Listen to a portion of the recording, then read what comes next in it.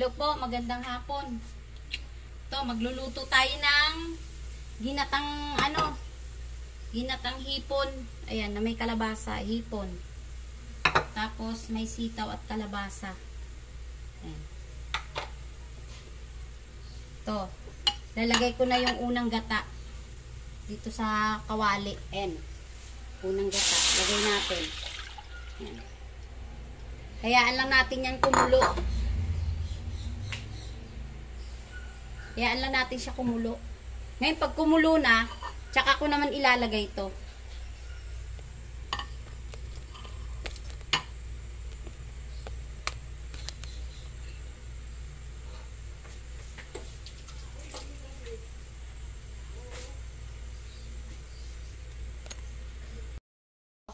Kumukulo na yung ating gata.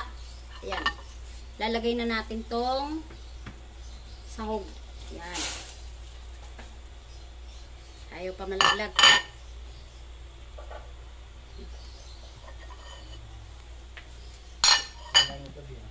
Tapos, ito naman, magpiprito naman ako ng galunggong ngayon. Gusto nila may galunggong, istang galunggong. Ayan, galunggong. Prito. Ay, pamalinis tong damit ng apo mo. Baka mapatak ka ng dumi. Malinis na yan. Sasampay ko na lang sa taas. Hinintay ko pa anak kong magising. Ito nga pala. Lalagay na natin tong pritong galunggong. Sarap kasi yan sa gulay. May may isda.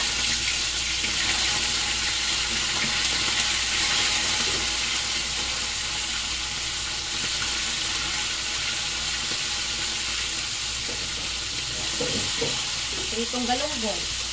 Ngayon, pag hindi naubos yung pritong galunggong na yan, pwede yan bukas isasyado. Pag may tira. Yan. Lalagay na natin yung kalabasa at sitaw. Kasi madaling maluto yan. Ayan na.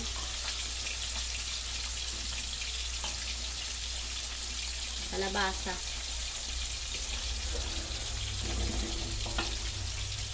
Ito na yung galunggong natin. Ito yung hipon. Ang daming hipon.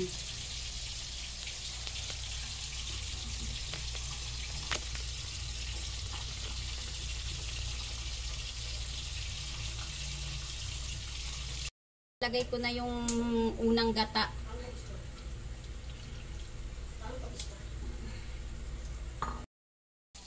Luto na yung ating ayan. Yung ating gatang kalabasang sitaw na may hipon. Ayan na, luto na siya. Sunod naman itong galunggong ayan, prito. Mango juice.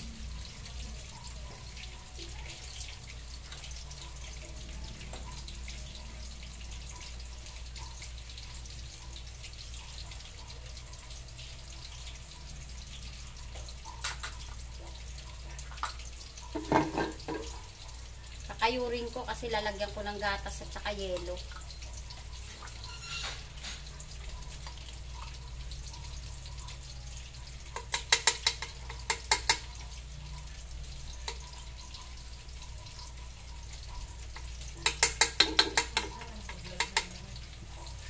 Mango juice tong ginagawa ko, Jane.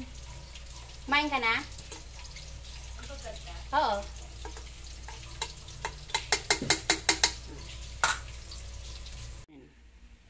Ito na nga pala yung aking ginawang mango juice. Okay. Ito na nga po pala yung ating ngayon, niluto. Naluto ko na lahat, natapos na rin. Ayan, pakikita ko sa inyo. Gatang kalabasa na may sitaw at hipon. Simpleng luto lang yan, mabilisan lang. Ayan. Tas pritong galunggong.